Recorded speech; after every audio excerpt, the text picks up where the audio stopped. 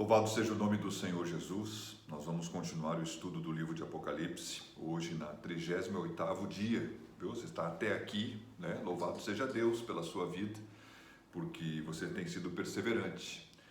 Vamos ler então o versículo 1 e 2 do capítulo 19, que diz assim: E depois destas coisas, ouvi no céu como que uma grande voz de uma grande multidão que dizia: Aleluia! Salvação e glória e honra e poder pertence ao Senhor nosso Deus. Porque verdadeiros e justos são os seus juízos, pois julgou a grande prostituta que havia corrompido a terra com a sua prostituição, e das mãos dela vingou o sangue dos seus servos. Então observe que há uma mudança de foco da prostituta para a igreja noiva de Cristo. Vai acontecer nesse capítulo.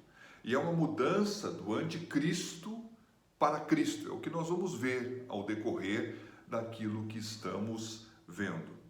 Há uma voz no céu de uma grande multidão que grita aleluia. Aleluia significa louvai, adorai, né? Elogiai.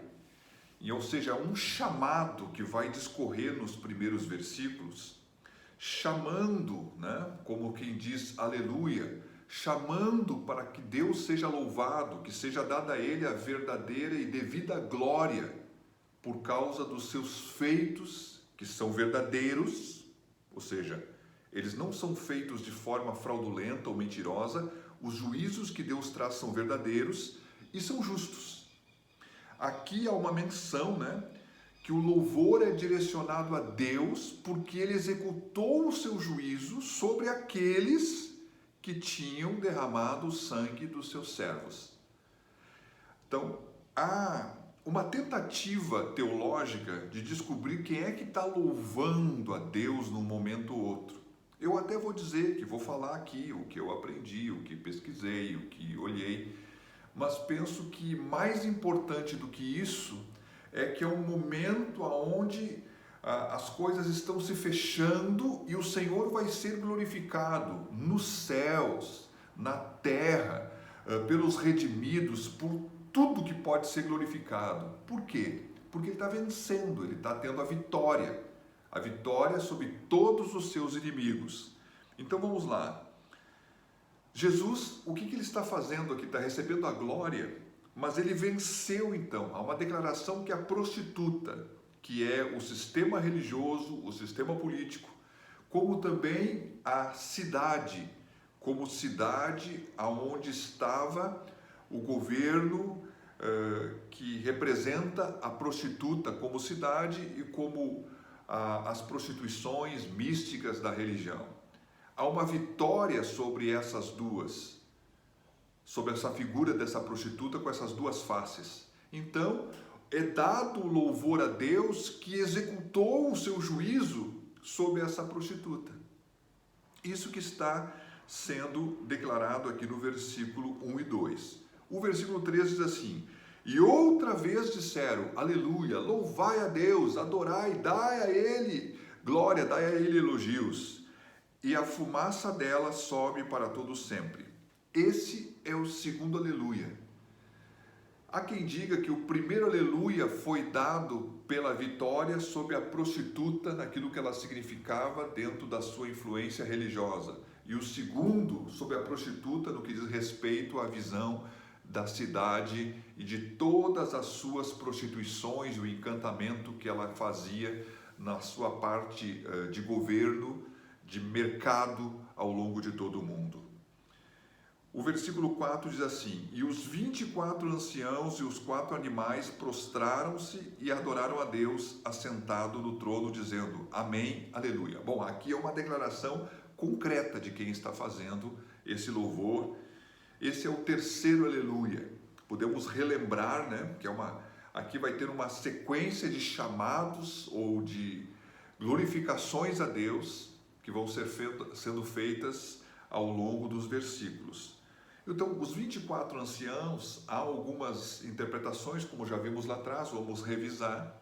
Nós tomamos a posição aqui de dizer, dentre algumas interpretações, alguns dizem que esses 24 anciãos são os representantes da igreja, né?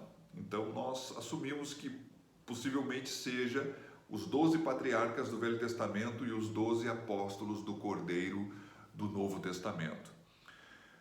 Alguém pode dizer, mas como 12? Porque se um foi perdido.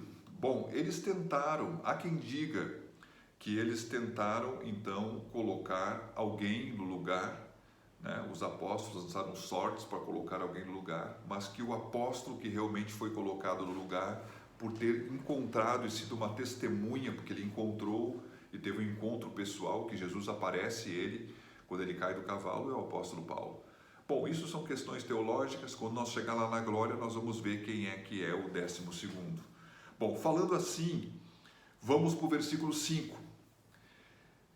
E saiu uma voz do trono que dizia, louvai o nosso Deus, vós todos os seus servos, e vós que o temeis, tanto pequenos como grandes.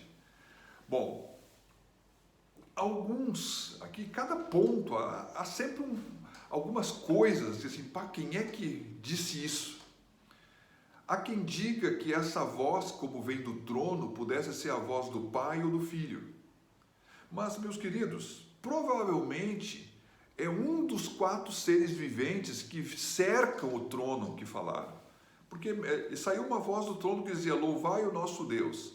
Bom, só poderia ser então, se fosse, seria o pai falando em relação ao filho, o filho falando em relação ao pai. É muito mais fácil entender essa interpretação que fosse um dos seres viventes que cercam o trono, que estariam então conclamando quem?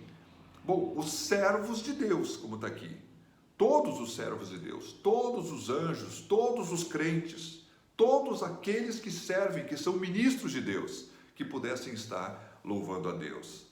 Continuando então, no versículo 6 diz assim, e ouvi como que a voz de uma grande multidão, e como que a voz de muitas águas, e como que a voz de grandes trovões, que dizia, aleluia. Esse aqui é o 4º aleluia. Pois já o Senhor, Deus Todo-Poderoso, reina. Bom, seja qual for a interpretação, a voz de uma grande multidão é que existe uma grande quantidade de vozes que estão adorando e dando ao Senhor Deus Todo-Poderoso a glória que lhe é devida por aquilo que ele faz. Há quem interprete, né, que aqueles que estão então na terra estariam louvando a Deus nesse momento. Bom, meus queridos, caminhemos aqui. Regozijemo-nos, no versículo 7, e alegremo-nos e demo-lhes glória, porque vindas são as bodas do Cordeiro e já a sua esposa se aprontou. Bom, agora ele vai começar a falar da esposa.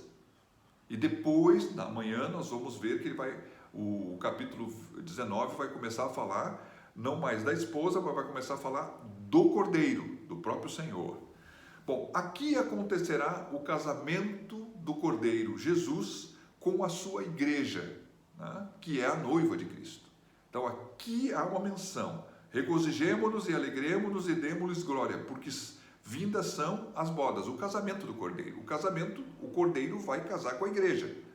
Então aqui vamos fazer uma cronologia. A igreja, ela é arrebatada. Então no céu ela vai comparecer diante do tribunal de Cristo. Depois disso, então, vai vir o casamento do Cordeiro e a ceia, a festa do casamento. E temos então a volta da igreja com Cristo para reinar na terra, no reino que é o milênio. O próprio Cristo vai reinar na terra, que aqui nós falamos, né? Há pessoas que não creem na existência do milênio, mas na visão pré-tribulacionista ela é milenista, ela crê no milênio, ou seja, Cristo vai voltar e vai reinar na terra com a sua igreja e com os santos redimidos. Bom, então fazemos a cronologia. A igreja é arrebatada, vem o tribunal de Cristo. O que é o tribunal de Cristo? Revisando, é o momento onde os salvos vão receber as suas recompensas pelas suas obras. Pô, vem posteriormente a isso o casamento do Cordeiro com a festa, né? E a volta do Cordeiro para que possa reinar com Cristo, com a sua noiva, para que possa reinar com os santos no período do milênio. Versículo 8. E foi-lhe dado que se vestisse de linho fino, puro e resplandecente, porque o linho fino são a justiça dos santos. Bom, aqui há uma menção que foi dada à igreja a graça de estar vestida com roupas puras e resplandecentes como linho puro. Meus queridos, a obra dos santos na terra seguem para o céu, mas as obras dos santos na terra são feitas por meio da fé em Cristo. Então, ainda que haja, essa menção está correta, que os atos de justiça dos santos são as suas vestimentas, os atos de justiça dos santos nunca são perfeitos, porque os santos, antes de serem glorificados, eles são pecadores. Então observe que essa justiça que é dada, essa vestimenta que é dada, ela muito mais os santos respondem por meio da fé, andando em obras que Deus preparou que eles andassem. Mas a verdadeira vestimenta dos santos, aqui na terra, é a fé que produz obras. Lá nos céus, é a justiça de Cristo que vai verdadeiramente vestir os santos. Porque somente a justiça de Cristo pode tornar totalmente branca no sangue do Cordeiro, né, lavando os santos inteiramente e justificando de toda a mácula, de toda a ruga, de todo o pecado, de toda a iniquidade, de toda a maldade, de toda a injustiça que os santos pudessem ter feito. Bom, falando isso, vamos ler aqui o versículo 9. E disse-me: escreve, bem-aventurados aqueles que são chamados à ceia das bodas do Cordeiro. E disse-me: estas são as verdadeiras palavras de Deus. Bom, todos os convidados a participar das bodas são abençoados e são mais do que felizes. Diz aqui: bem-aventurados aqueles que são chamados à ceia das bodas do Cordeiro. Bom, vamos lá. A noiva celestial é a igreja. Os convidados são todos aqueles, todos o resto, né? O restante dos redimidos são os convidados. Então vai ter um casamento. O Cordeiro, que é Cristo, vai casar com a sua noiva, que é a igreja.